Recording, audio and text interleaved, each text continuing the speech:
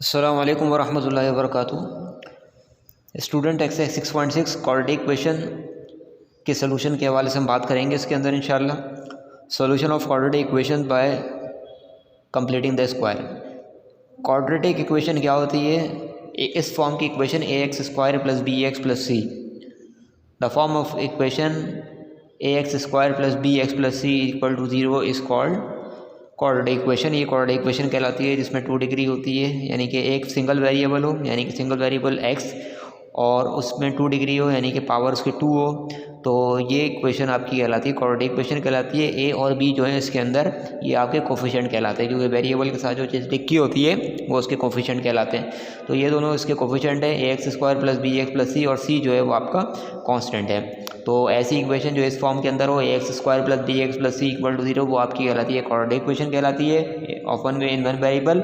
और उसके अंदर a और b जो है ये इसके कोफिशिएंट कहलाएंगे वेरिएबल के, वन वेरिएबल वाली क्वाड्रेटिक इक्वेशन में, और c जो है वो उसका कांस्टेंट कहलाएगा। तो ये तो सिंपल है आपकी क्वाड्रेटिक इक्वेशन की बात हो गई। अब यहाँ पे सोल्यूशन ऑफ क्वाड्रेटिक इक्वेशन में मुख्तलिफ इसके सोल्यूशन के तरीके हैं। Solution of quadratic equation by factorisation method भी होता है। बाय फैक्टराइजेशन मेथड में सिंपल आपने वही मिडिल टर्म ब्रेक करनी होती है, इसलिए उसको फोकस नहीं किया जा रहा, क्योंकि मिडिल टर्म ब्रेकिंग आपको बहुत कोशिश करके आपको सिखाई गई है और बहुत आपको मेहनत से पढ़ाई गई है, इसलिए कि अगर आपने उसको उस वक्त middle term break chapter number 5 के अंदर, यूनिट नंबर 5 के अंदर अगर आपने उसको सही तरीके से पढ़ा हुआ है तो फिर ये कि उसमें फिर कोई भी प्रॉब्लम नहीं होगा, इसलिए उसको फोकस नहीं किया जा रहा। जो नई चीज़ है उसको हम फोकस कर रहे हैं, और वो क्या है? Solution of quadratic equation by completing the square. ये कंप्लीटिंग द स्क्वायर के जरिए किस तरह क्वाड्रेटिक इक्वेशन को सॉल्व किया जाता है। अब सोल्यूशन का मतलब क्या होता है? सोल्यूशन का मतलब ये होता है कि जो उस क्वाड्रेटिक इक्वेशन का जो भी वेरिएबल है, जैसा कि आमतौर पे x होता है, तो वेरिएबल x है, उसकी वैल्यू मालूम करनी है कि वहाँ पे उसकी वैल्यू क्या है। उस वैल्यू को मालूम करने का नाम ही आपका ये सोल्यूशन कहलाता है। ये बात पहले भी हमारी हो चुकी है।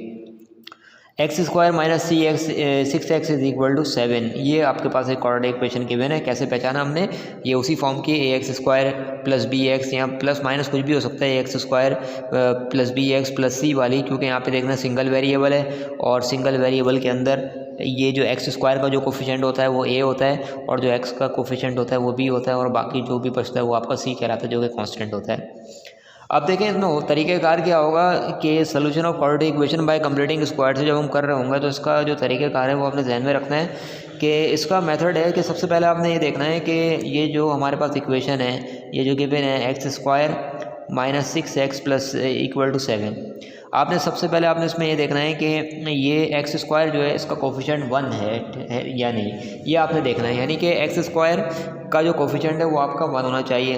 अब जब एक्स स्क्वायर का कोफिशिएंट अगर 1 है तो उसके बाद आपने क्या करना है? उसके बाद आपने एक फार्मूला यहाँ पे अप्लाई करना है, जो कि है कोफिशिएंट ऑफ x अपॉन 2, या यूँ कह लें कि coefficient half into coefficient of x, एक ही बात है। यूँ करके लिख के साइड में मैं लिख देता हूँ half into coefficient of x whole square. ये जो आपके पास फार्मूला एक तरह से लिखा है half into coefficient of x, ये फार्मूला आपको ये बता देगा कि कंप्लीटिंग स्क्वायर का मतलब आपको पता होना चाहिए कि फार्मूला क्लोज करना है, कि फार्मूला बनाना है, और बनाने के बाद फिर ये कि फार्मूले की फॉर्म ऐसी बन जाए कि हम उसको क्लोज कर सकें। ये चीज़ कंप्लीटिंग स्क्वायर कहलाती है।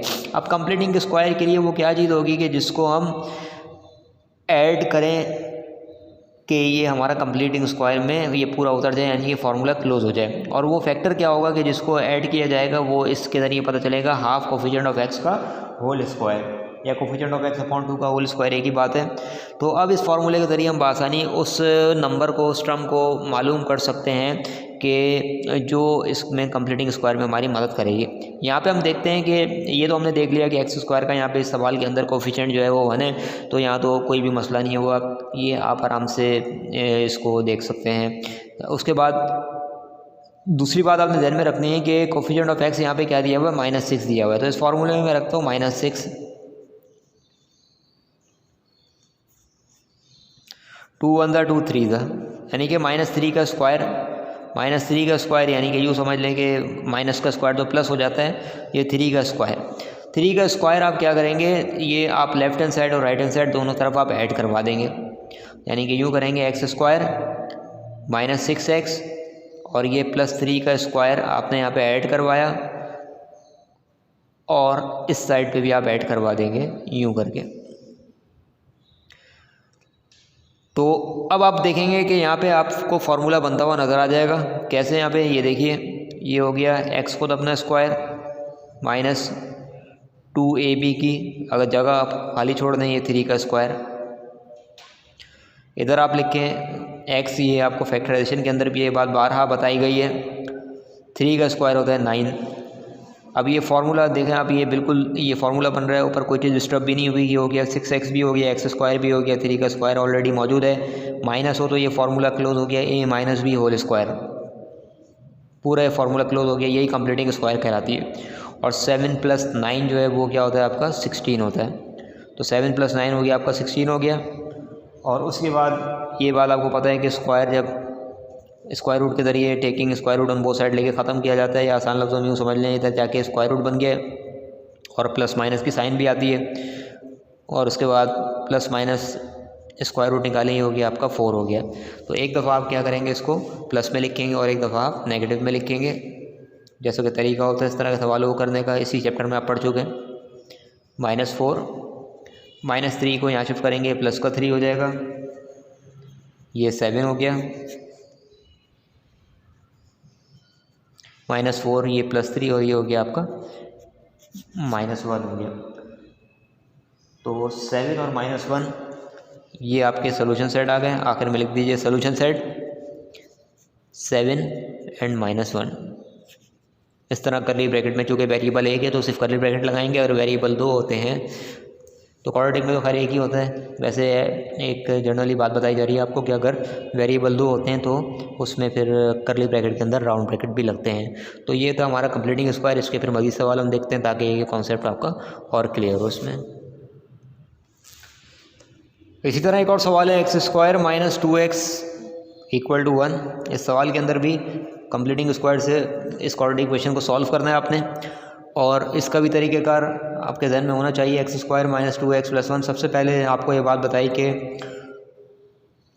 अच्छा ऐसा भी होता है, एक बात और ध्यान में रखें कि ये +1 है, इधर आके -1। ऐसा भी होता है, ये सवाल यूँ भी लिखा हो सकता है, x² - 2x - 1 = 0। इसको इस फॉर्म में भी लिख सकते हैं। तो आपने जो भी कांस्टेंट टर्म हो उसको आपने राइट हैंड साइड पे शिफ्ट कर लेना है। इन सवालों में भी जो पिछला सवाल करवाया और इस सवाल में, दोनों सवालों के अंदर चूँकि ये ऑलरेडी राइट हैंड साइड पे शिफ्टेड थी, इस वजह से ये बात बताने की ज़रूरत नहीं पड़ी। लेकिन ये बात अपने ध्यान में रखिए कि ये सिचुएशन आएगी आपके सामने, आगे आ सकती है। तो सबसे पहला काम तो हमने वही किया कि x² - 2x = 1 है। तो अब आप क्या करेंगे, सबसे पहले आपने ये चेक करना है x² - 2x = 1 के अंदर कि x² का जो कोफिशिएंट है वो 1 होना चाहिए। तो है बिल्कुल 1, तो इसमें कोई मसला नहीं है। अगली बात क्या है कि वो क्या नंबर ऐड करेंगे वो कि ये कंप्लीटिंग स्क्वायर बन जाए। तो उसके लिए वही formula, half coefficient of x/2, वो अभी आपको बताया। कोफिशिएंट ऑफ x के यहाँ पे -2 है, तो ये रफ वर्क में अगर आप कर लें, वैसे जहन में ही कर लें, अच्छी बात तो यही है, इतना सा रफ वर्क करने की अब क्या ज़रूरत है। हाफ, तो ये आपका 2 से 2 कैंसिल हो जाएगा, -1 यानी कि माइनस का स्क्वायर, माइनस तो अंदर बच ही नहीं सकता क्योंकि बाहर स्क्वायर है, जो नंबर आखिर में पॉजिटिव होगा। यानी कि इन शॉर्ट के 1 का स्क्वायर सिंपल यहाँ पे आप ऐड करेंगे, x² - 2x, ये 1 का स्क्वायर आपने यहाँ पे ऐड किया, दोनों तरफ आप ऐड करेंगे और ये फार्मूला आपका क्लोज हो जाएगा। देखिए आप 1 का स्क्वायर 1 ही होता है, यहाँ पे वो ये x लिख देंगे। ये बात फैक्टराइजेशन में आपको कई बार बताई जा चुकी है, इसमें अब मसला नहीं होना चाहिए। अब जिसको इसमें भी मसला आ रहा हो तो फिर वो खुद ही अपने आप को मलामत करे, वो प्रैक्टिस सही नहीं कर पा रहा। वीडियोस आपके पास मौजूद है, बार बार आप देख सकते हैं। तो ये आपका x - 1 का होल स्क्वायर, और ये हो गया 1 + 1 2 हो गया, स्क्वायर दूसरी तरफ जाके स्क्वायर रूट प्लस माइनस के साथ, और फिर -1 इधर आके प्लस का 1 हो गया, +1 हो गया। अब आपको पता है कि स्क्वायर रूट की वैल्यू इसको या तो पॉइंट में आप निकाल लें, लेकिन पॉइंट में निकालने की ज़रूरत नहीं होती। बस सिंपल पहले इसको लिख के स्टैंडर्ड ये स्क्वायर रूट वाली वैल्यू को बाद में लिखा जाता है। जब +1 पहले लिखेंगे तो प्लस के साइन ज़ाहिर सी बात है पहले नंबर के साथ नहीं लगाई जाती। अब आप इसको यूँ भी लिख सकते हैं। अब इसको सॉल्व करने के लिए जाहिर सी बात है स्क्वायर रूट निकालना पड़ेगा जो कि पॉइंट में आएगा 1.4 तो ये इसलिए इसमें इसकी ज़रूरत नहीं है आपको पॉइंट में निकालने की। आप सिंपल बस जब इस तरह की सिचुएशन आ जाए तो सवाल को इसी तरीके से आप छोड़ दीजिए, कोई मसले की बात इसके अंदर नहीं है। तो बस ये आपका आंसर हो जाएगा जब इसको सोल्यूशन सेट लिखेंगे, एक दफ़ा प्लस में लिखें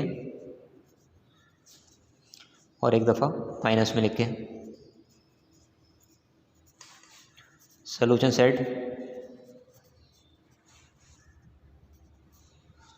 1 प्लस √2 1 माइनस √2। तो ये हो गया आपका एक और सवाल हो गया। उम्मीद है कि अब ये कॉन्सेप्ट आपको क्लियर हुआ होगा। तो इस तरीके से सवाल इसके सारे होंगे। अब हम उन सवालों को देखेंगे नेक्स्ट वीडियो के अंदर कि जिनमें कोफिशिएंट जो है वो एक्स स्क्वायर का वो 1 नहीं होगा। जिनका 1 है तो वो जैसे क्वेश्चन नंबर 1 से लेकर 3 तक के जो सवाल आते हैं वो आप इसमें खुद कीजिएगा। एक सवाल तो करवाई दिए गए आपको। तो और भी इस तरह के जो सवाल जिनमें एक्स स्क्वायर का जो कोफिशिएंट 1 है तो वो आप फिर खुद ही कीजिएगा और बिल्कुल इसी तरीके से होंगे। अच्छा, एक सवाल है जैसे कोई क्वेश्चन नंबर 7, उसके अंदर दिया हुआ है 12x - 3 = एक्स स्क्वायर। तो इसमें आप अरेंजमेंट कर लें इस हिसाब से 12x एक ये -3 = एक्स स्क्वायर। इसमें आप अरेंजमेंट कर सकते हैं इस हिसाब से कि आपने यूँ कर दिया कि आप सबको वहाँ शिफ्ट करेंगे तो ये हो गया आपका एक्स स्क्वायर -12x इधर आके प्लस का 12x इधर आके माइनस का 12x हो गया, माइनस का 3 यहाँ के प्लस का 3 हो गया। तो इस तरह की अरेंजमेंट भी आप कर सकते हैं इसके अंदर। तो बिल्कुल इसमें ये नहीं बनना कि बिल्कुल आप बौखला जाएँ कि भाई ये क्या होगा। तो भाई इसकी सिंपल अरेंज करना है आपने, इसको अरेंज कर लें आप इसमें, ठीक है। अब वही तरीक़ेकार है कि आप इस नंबर को यहाँ शिफ्ट कर लें, कांस्टेंट है